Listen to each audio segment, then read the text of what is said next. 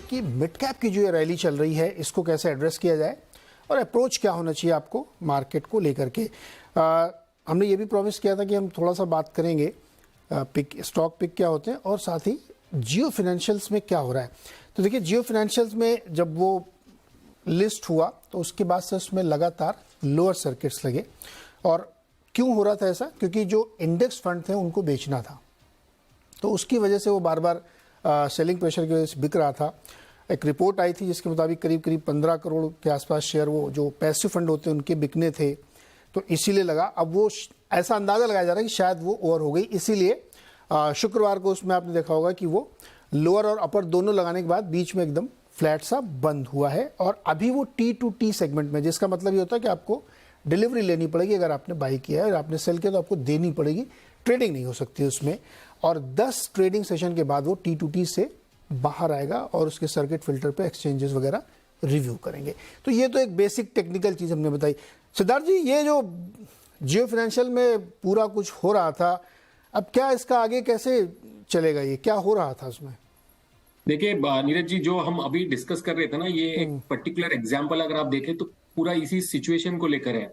जो कंपनी के share price जो है वो फंडामेंटल ड्रिवन नहीं है, ये एक डिमांड सप्लाई है। कंपनी एक इंडेक्स स्टॉक से डीमर्ज होके मिली।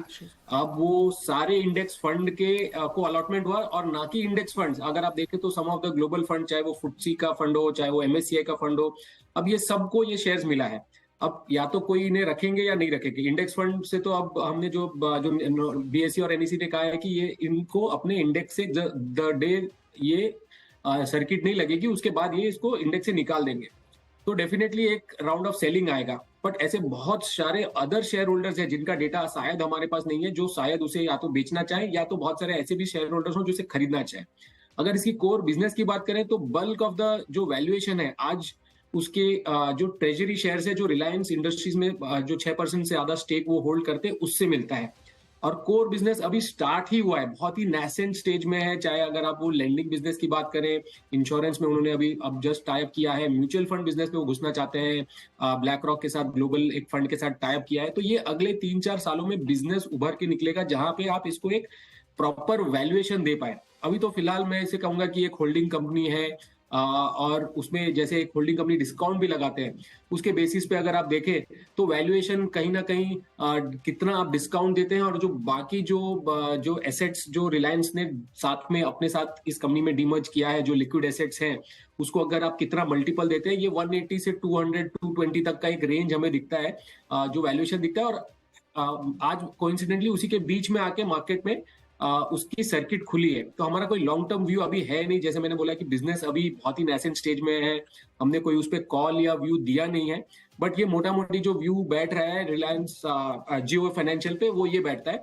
अब यहाँ पे डिमांड सप्लाई और थोड़े दिन लगेंगे, जब ये T2T से भी बाहर निकलेगा तब थोड़ा और स्पेकुलेटर्स भी इसमें आएंगे। टेक्निकल एडजस्टमेंट यहाँ पे होता रहेगा। शेयरों का पैसिव फंड्स उसमें बेचेंगे क्योंकि वो इंडेक्स से बाहर हो रहा है, फिर कोई लेगा कोई बेचेगा, ये एडजस्टमेंट टेक्निकली चलेगा।